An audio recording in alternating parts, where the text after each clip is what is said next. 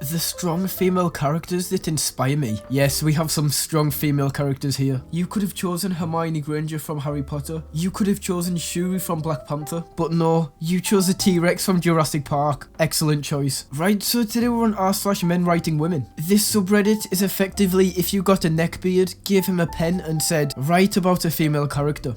Don Paolo watched the girl scrubbing the floor. Her ankles were perfect. Her bosom was like a well-filled bread basket. The first time he saw her breasts were like little lemons, and now they were fine, ripe apples. This guy has compared her breasts to a bread basket, lemons and apples in the same sentence. You've got to give him marks for creativity. Not the newest, but I thought it fit. Neil Gaiman, American Gods. Pale-skinned and blue eyes. Hair so fair it's almost white. Wine-coloured lips. And round, full breasts, with veins running through them like a good cheese. I think this would be insulting. Imagine you get into bed with a girl and you're like, damn girl, you have breasts like good cheese. I don't think you'll be getting laid that night. How women are portrayed in fantasy/sci-fi gaming. Futuristic soldier armor. Men, fully bulletproof for protection. Women, vital areas open to distract the enemy. Well, I mean, ain't that true? Ah yes, this armor looks like good protection. As long as she doesn't get shot in any of her vital organs, she should be fine. I'm sorry your period makes you so uncomfortable. Just be thankful men don't bleed like this. Yeah. Yes, because the period is just like peeing. Who the hell made this? Expose yourself, they said. Let us see your deepest and your darkest. My deepest and darkest? What are you, my gynecologist? I have achieved comedy. You know, I thought this might have been a book from the 90s. No, this is the 13 Reasons Why novel by Jay Asher. The spacious room, containing a variety of exercise equipment, was empty except for a thick-bodied man who lay on his back, bench pressing a set of weights. With each lift, he grunted like a woman in childbirth. I just imagined this guy in the gym giving out death-curdling screams every time he lifts the weight. A little bit like this video here.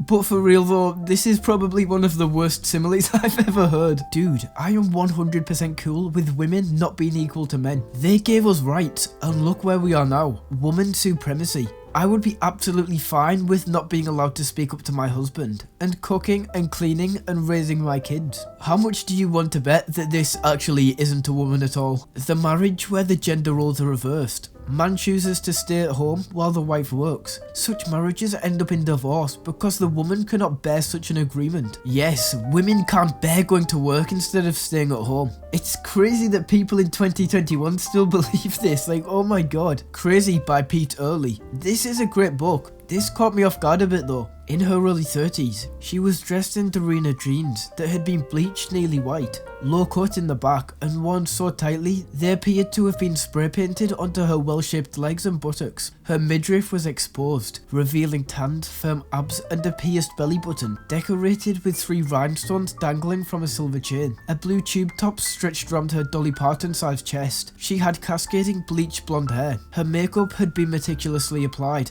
accenting her high cheekbones with baby smooth complexion. She stared straight ahead with the practiced indifference of a woman used to being gawked at by both men and women. Now this paragraph right here just sounds like she had big knockers but with extra steps. A Dolly Parton sized chest? I wonder what that could mean. From Giovanni Boccaccio. I know it's old, but it's still just terrible.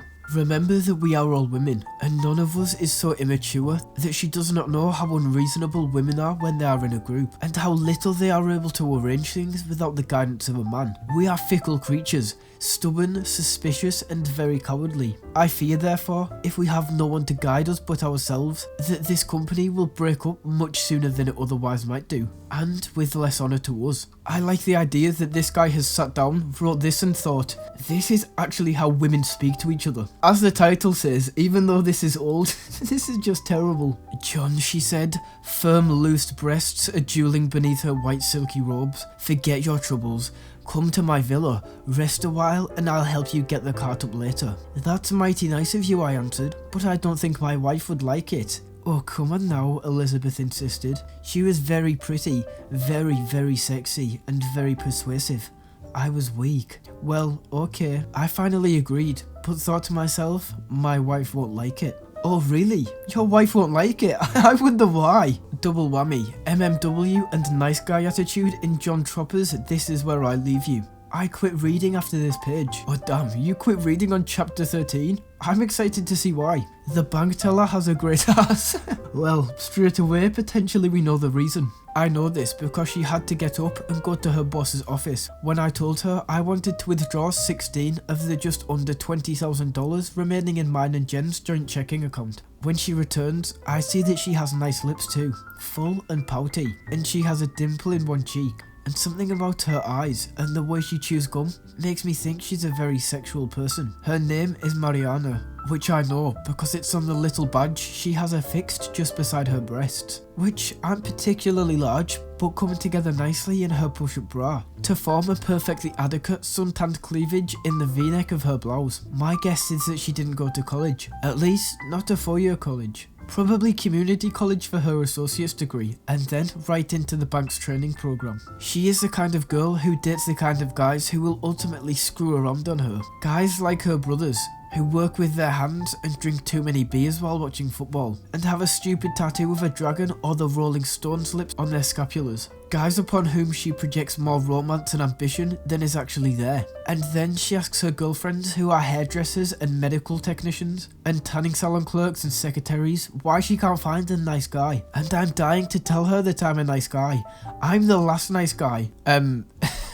Wow. I can understand why she stopped reading after this. This is so oddly specific. Her friends who are hairdressers and medical technicians and tanning salon clerks and secretaries. Like, Jesus Christ, dude, this guy has definitely based this around his real life. Diana was naturally graceful and looked younger than she was. She still moved like the dancer she had been in college. Her feet pointed slightly outwards, her head high, her walk more a glide than something taken step by step. Even after carrying twins, she was as petite and slender as she had been when I met her. I mean, that's just completely physically impossible.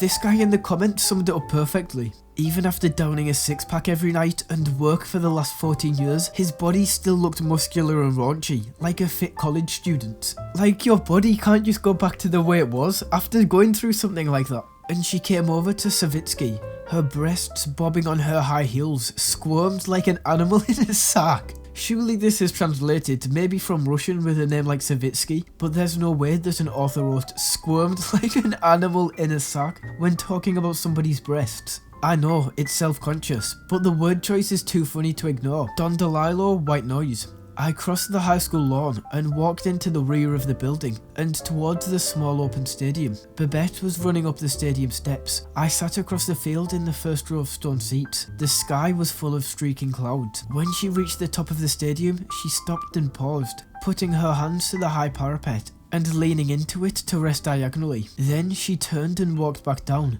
breasts chugging. Like, does he mean they're bouncing when she's walking down the steps? This is a terrible choice of words. If your girl is really hot, likes to game, is really expensive and is never available, mate, that's not your girl. That's an Nvidia GeForce RTX 3090. Bro, you're getting a graphics card.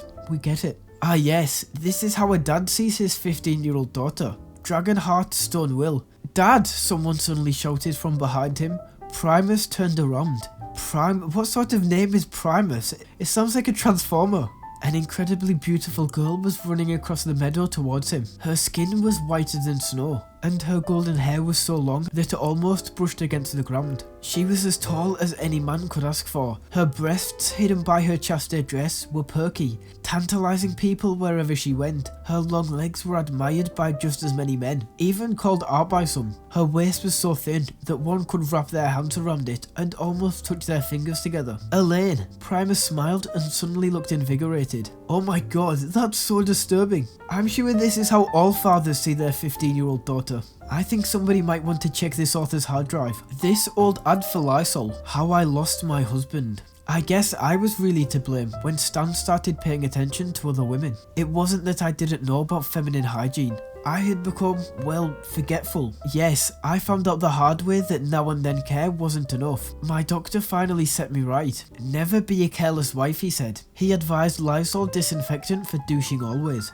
and won him back again. Our romance is so special again, now that I know about proper feminine hygiene care. Since I had that talk with the doctor, I use Lysol always for douching. As he said, Lysol is a proved germ killer, far more dependable than salt, soda or other homemade solutions. Lysol is easy to use and economical, but most important, it really does the job. Damn, imagine this was an ad today. You would never get away with this in 2021. It's crazy to think that this was written probably only 30 to 40 years ago. Dear men writers, lesser known facts when writing women. High-heeled shoes don't become flats if you break the heels off. The posts of earrings aren't sharp. Nail polish takes a long time to dry and smudges when wet. You can't hold in a period like pee. Inserting a tampon is not arousing or sexual in any way, ever. Feel free to add your own. Wait, you mean to tell me that there are men over the age of 12 who think you can hold period in like pee? Oh my god.